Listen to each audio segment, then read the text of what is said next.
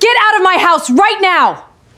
Darling, please, let me explain. You stay out of this! The camera in his son's bedroom caught something no father should ever have to see. His fiancée's hand wrapped around a 7-year-old boy's throat, and the only person who ran to stop her was a maid. He paid $12 an hour. My name doesn't matter yet. What matters is what I saw on that screen at 2 a.m, sitting in a rented apartment 11 miles from my own mansion, pretending to be gone. I was supposed to be in Geneva. That's what everyone believed. My assistant believed it. My business partners believed it. Even my own son, little Caleb, believed his daddy was overseas closing some big deal that couldn't wait. But I wasn't in Geneva. I was hiding, watching my own house through hidden cameras. Because 3 weeks earlier I found something in my fiancée's phone that made my blood turn to ice.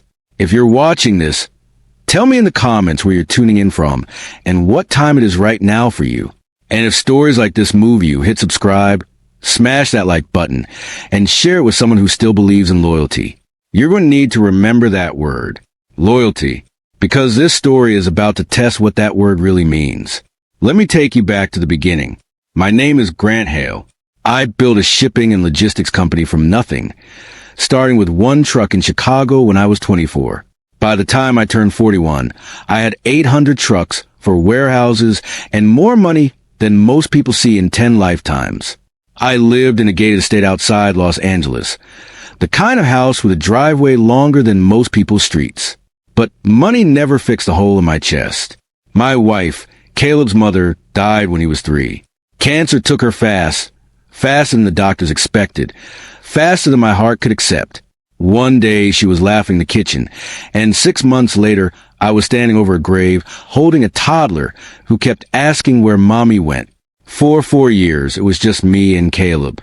I threw myself into work because grief has to go somewhere, and mine went into spreadsheets and shipping routes. I told myself I was building an empire for him. Really, I was running from silence. Then he met Vanessa. She was beautiful in the way magazine covers are beautiful. Sharp jaw, soft voice, always dressed like she was one photo away from being famous. She said she worked in real estate. She said she'd never met anyone like me. She said all the things a lonely widower wants to hear. I proposed after 8 months. Everyone told me it was fast. My lawyer told me it was fast. My own mother, God rest her, told me over the phone that something about Vanessa's eyes looked hungry, not loving. I didn't listen. Grief makes you deaf to warnings. Caleb never warmed to her. Kids know things adults convince themselves not to see. He was quiet around her, polite but distant, the way you'd be around a stranger you were told called family. I thought it was an adjustment period. I thought time would fix it. I was wrong about a lot of things that year. The one bright spot in that house wasn't me, and it wasn't Vanessa. It was Louisa. Louisa Bram had worked for my family for 6 years by then. She started as a part-time housekeeper back when my wife was still alive, and after the funeral, she just stayed. She raised Caleb almost as much as I did, if I'm being honest with myself. She made his lunches, checked his homework, sat with him through nightmares when I was too buried in work, calls to notice he was even awake. She never asked for more money. She never complained about long hours. She simply loved that boy like her own, and it showed in 1,000 small ways nobody was paying her to do. I paid her $12 an hour. $12 for a woman who was raising my son better than I was. That fact alone should tell you something about where my priorities had drifted. 3 weeks before night, everything broke open. I was in my home office late, going through Vanessa's tablet to find a contractor's invoice for the wedding venue. I wasn't snooping. I want to be clear about that. I was looking for one document. Instead, I found a message thread between Vanessa and a man named Dorian, someone I'd never heard of, save under a fake contact name that looked like a hair salon. The messages made my stomach drop through the floor. She was talking about handling the kid situation once the wedding was done. She was talking about a trust fund, about Caleb's inheritance, about how the boy complicates everything, and how things would be so much easier if custody arrangements change, if guardianship shifted, if certain unfortunate accidents happened to occur. I read that thread 4 times, hoping I was misunderstanding something. I wasn't. My hands were shaking so hard I dropped the tablet. I didn't confront her that night. I know that sounds strange, maybe even weak. But something told me if I showed my cards too early, she would simply cover her tracks and wait for another chance. Women like that don't stop planning just because they got caught once. They adapt. So I made a decision that terrified me more than any business risk I'd ever taken. I faked a business trip to Geneva. I told Vanessa I had an emergency merger to handle overseas, that I'd be gone 2 to 3 weeks, maybe longer. I told my staff the same story. I even had my assistant book a real flight under my name, one I never boarded, just in case anyone checked. Then I quietly installed hidden cameras throughout the house, in the hallways, in the kitchen, in the living room, and in Caleb's bedroom. Because if this woman was capable of the things I read in those messages, I needed eyes where my son slept. I rented a small apartment 11 miles away, the kind of place nobody would ever associate with a man like me, and I sat there every single day watching live feeds on a laptop, waiting to see if I was overreacting, waiting to see if I was right. For the first week, nothing happened. Vanessa played the grieving, dutiful almost wife perfectly. She hugged Caleb goodnight. She smiled at the cameras in the hallway like she knew someone might be watching, though she couldn't have known about the ones I'd hidden.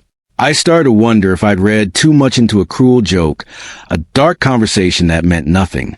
Then I noticed something else on the footage, something that broke my heart in a completely different way. Louisa never left that boy alone with her.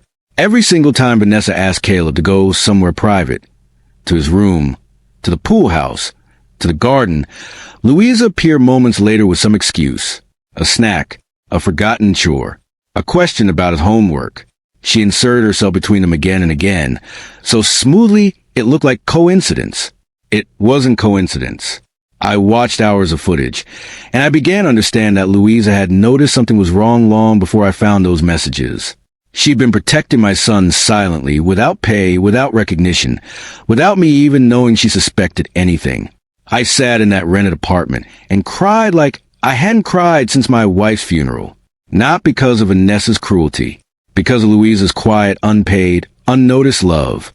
I wanted to call her right then. I wanted to tell her I knew, that I saw, that I was sorry for every year I treated her like furniture instead of family. But I didn't, because I needed proof strong enough to protect Caleb permanently, not just suspicion strong enough to start a fight I might lose in court. So I kept watching. 12 days into my fake trip, things shifted. Vanessa started making calls late at night, always after Caleb was asleep, always in the garden where she assumed no camera could reach. I'd hidden one in an outdoor light fixture, something my head of security helped me install, without asking questions. A man loyal enough from my trucking days to keep his mouth shut for cash and old friendship. The audio was grainy, but I heard enough. She was talking to Dorian again. Something about paperwork being ready. Something about a signature needed for me the moment I got back from Geneva, disguised as an update to Caleb's guardianship documents in case something happened to me while traveling. Standard stuff, she'd tell me. Just a formality for the wedding. It wasn't a formality. It was a trap, if I signed what she was preparing. Control over Caleb's trust fund and legal guardianship would shift in ways that gave her power over decisions that should never belong to a stepmother married 8 months. Decisions about his money. Decisions about his care. Decisions about his life if I ever traveled again, got sick, or worse. I remember sitting there at 3 a.m, staring at that grainy audio file, feeling something cold settle into my chest. This wasn't about love gone wrong. This was calculated. This was patient. This was a woman who had been building a cage around my son one signature at a time, and I had almost walked right into helping her lock it. I started recording everything after that. Every call, every conversation. I contacted a lawyer. Someone outside my usual circle. Someone Vanessa had never met and could manipulate. I told him everything, showed him the messages, the recordings, and he told me plainly, this is enough to be alarming. It's not yet enough to be conclusive. You need something undeniable. Something a judge can't dismiss as jealousy or miscommunication. I didn't know what undeniable would look like. I didn't know it was coming in 5 days, in the middle of the night, in my son's bedroom. On the 17th night of my fake absence, I almost gave up the whole plan. Caleb had called me that afternoon. Using the phone, I still let him reach me on for business emergencies, and his little voice cracked when he asked when I was coming home. He said he missed me. He said the house felt too quiet without me, even with Vanessa and Louisa there.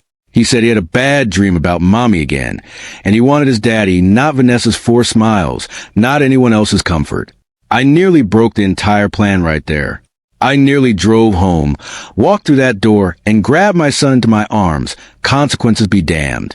But something in my gut told me to hold on, just a little longer. That night, I watched the live feed like I did every night, feeling a familiar mix of guilt and fear settle into my bones. Around 11, Louisa put Caleb to bed like always, reading him 2 chapters of some adventure book he loved, staying until his breathing slowed into sleep. I watched her turn off his lamp, watched her pause at the door like she always did, check in the room one last time before leaving. I almost closed the laptop. I almost told myself nothing was going to happen that night either. Then, at 1:53 in the morning, the door to Caleb's room opened again. It was Vanessa. She moved slowly, deliberately, the way someone moves when they think no one is watching. She wasn't dressed for bed. She was dressed like someone preparing to leave the house quickly afterward. My heart started slamming against my ribs, so hard I could hear it in my own ears. She walked to Caleb's bedside. She stood there for almost a full minute, just staring down at my sleeping son, and something about her stillness terrified me more than any sudden movement could have. Then she reached into her bag and pulled something out, a small bottle. I couldn't see the label clearly on the grainy feed, but I saw her hand shaking slightly as she opened it.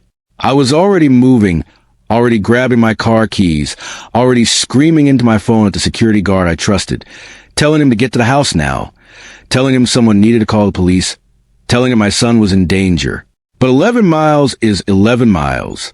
Even flooring it through empty streets at 2 in the morning, I wasn't going to make it in time to physically stop whatever was happening on that screen. Then something happened that I will never forget as long as I live. The bedroom door burst open. It was Louisa. She must have heard something. A creak in the floor, a door hinge, a mother's instinct even though she wasn't his mother by blood. She came in wearing pajama pants and an old sweatshirt, her hair messy from sleep, and the second she saw Vanessa standing over Kayla with that bottle in her hand, her entire body changed. I have never in my life seen a person move like that. Louisa didn't hesitate. She didn't ask questions. She lunged across that room and grabbed Vanessa's wrist, so hard the bottle went flying, shattering against the wall. Vanessa spun around, and even through grainy security footage, I could see pure fury twist her face into something I didn't recognize. She shoved Louisa backward, hard enough that Louisa hit the dresser. But she didn't stop. She didn't run. She didn't call for help first. She put herself directly between Vanessa and my sleeping son's bed. Caleb woke up crying, confused, scared, and Vanessa's hand shot out and grabbed his little arm, yanking him toward her like he was a possession she was repossessing, not a child she supposedly loved. That's when Louisa did something that still makes me cry every time I think about it. She grabbed Vanessa by the throat, not to hurt her, to stop her. She pulled Vanessa's grip off Caleb with a strength I didn't know that small woman possessed, and she screamed at Caleb to run, to get to the hallway, to lock himself in the bathroom, and not come out no matter what he heard. My 7-year-old son ran through that house in his pajamas, sobbing, while 2 grown women fought over his safety in his own bedroom. Vanessa clawed at Louisa's face, screaming something about ruining everything, about how Louisa was just a help, just a maid, just nobody, and Louisa screamed back words I'll never forget. I don't care what I am. I care what he is.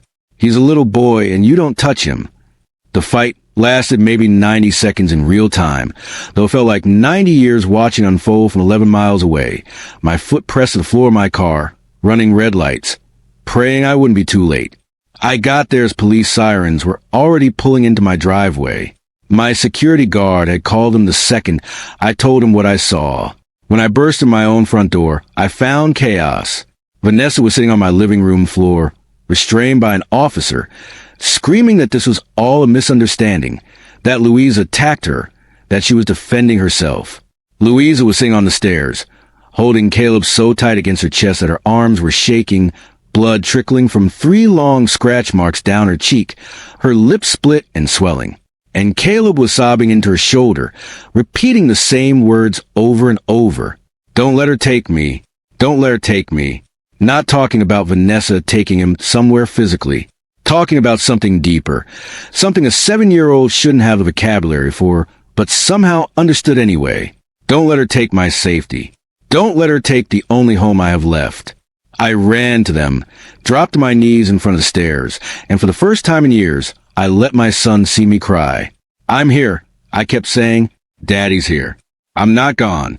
I was never really gone." He looked up at me, confused through his tears, not understanding yet why his father, who was supposed to be in Geneva, was standing in the living room in the middle of the night. I didn't explain it then. There would be time for explanations later.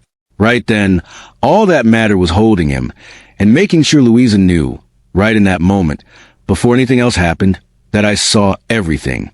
I turned to her, this woman I had underpaid and underappreciated for 6 years, this woman who threw herself into danger for a child that wasn't biologically hers, expecting nothing, not even a thank you, and I said the only thing that felt true enough of that moment.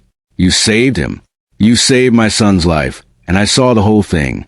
I saw everything you've been doing for weeks. "I'm so sorry it took me this long to see you." She just cried. She didn't say anything grand or dramatic. She just held on to Caleb and cried like the weight of 6 years finally had somewhere safe to land. The police arrested Vanessa that night on charges of attempted child endangerment once the bottle she'd been holding was tested, and came back containing a heavy sedative, far more than what would be safe for a grown adult, let alone a small child. The working theory detectives built, once they pulled the full message history from her phone and matched it against my own recordings, was that she intended to sedate Caleb, stage some kind of medical emergency, and use that crisis to push through the guardianship paperwork while I was supposedly unreachable overseas. A tragedy that would make her look like the desperate, caring stepmother rushing her stepson to the hospital, positioning herself as a responsible adult while quietly gaining exactly the legal control over his trust that she'd been engineering for months. Whether that theory would have held up as intended, we'll never know for certain, because Louisa made sure it never got the chance to play out. The following weeks were a blur of lawyers, police statements, and a court process that eventually confirmed everything I'd feared. Vanessa's real name wasn't even the one on our marriage license paperwork. Dorian, the man in those messages, turned out to be her actual husband, someone she'd never divorced, running similar schemes in 2 other states before targeting me. I wasn't her first target. I was simply her most recent, and Caleb's trust fund was the biggest prize she'd ever tried to steal. I felt like a fool for months. A grieving, lonely fool who let charm blind him to warning signs everyone around him could see except him. But I also learned something during those dark weeks that changed the rest of my life. I learned that the people who truly love you rarely announce it. They don't need grand gestures or wedding rings or promises whispered in candlelight. They show up in small, quiet moments. They notice things you're too busy or too blind to notice yourself. They protect what matters most to you even when nobody's watching, even when there's nothing in it for them, even when the pay is $12 an hour and the risk is everything. I raised Louisa's pay that week, obviously. But more than that, I sat down with her and asked what she actually wanted, what her life looked like outside of caring for my son, what dreams she put on hold while quietly holding my family together. She told me, hesitantly at first, like she wasn't used to being asked, that she'd always want to go back to school for early childhood education, to make her unofficial role with Caleb into something official, something recognized, a career instead of just a job squeeze for every dollar was worth. I paid for that education in full, not as charity. As long overdue payment for 6 years of love I never properly compensated. Caleb started therapy soon after, a kind, patient counselor who helped him process what happened without carrying the trauma of it silently the way children so often do. He still has nightmares sometimes, but he wakes up now knowing his father is actually in the house, actually present, not hiding behind a fake business trip or buried in emails at midnight. I quit pretending work was more important than presence. I restructured my company, hired people I trusted to handle the day-to-day, and I started showing up every school pickup I could manage, every bedtime story, Every ordinary Tuesday afternoon that used to belong to spreadsheets now belonged to my son. As for Louise and me, I won't pretend some fairy tale romance bloomed overnight. That's not what this story is about, and forcing that into it would cheapen everything real that happened. What grew instead was something steadier. A partnership built on trust instead of charm, on actions instead of promises. She still works with our family, now in a role she chose for herself, degree in progress, title that matches the love she'd already been giving for free. Sometimes the people who deserve the most credit in our lives are the ones we're paying the least attention to. Sometimes loyalty doesn't come wrapped in diamond rings and wedding invitations. Sometimes it looks like a woman in pajama pants throwing herself between danger and a sleeping child at 2 a.m, expecting nothing in return except that child's safety. I think about that night constantly, about how close I came to signing papers that would have handed my son's future to a stranger with cruel intentions, about how a hidden camera and a fake business trip became the only reason I discovered the truth in time, about how the person with the least power in that house, the maid earning $12 an hour, turned out to have the most courage of anyone under that roof. Caleb is 9 now. He still talks about that night sometimes, in the careful way children process trauma, piece by piece, question by question.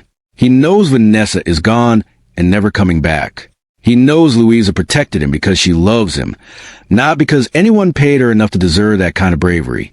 And every single night, when I tuck him into bed myself now, when I check that lock on his door and turn off his lamp, I think about how close I came to losing everything that actually mattered while chasing things that never did. If this story moved you even a little, I need you to do something for me right now. Type the word loyalty in the comments below if you believe the people who love us quietly deserve to be seen loudly. Hit that subscribe button so you never miss another story like this one.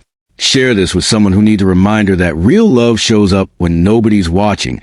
And smash the like button if you believe Louisa deserved every bit of what came next in her life. Because somewhere out there tonight, there's probably a Louisa in your own life. Someone quietly protecting what matters, never asking for credit, never demanding recognition. Don't wait for a crisis to finally see them.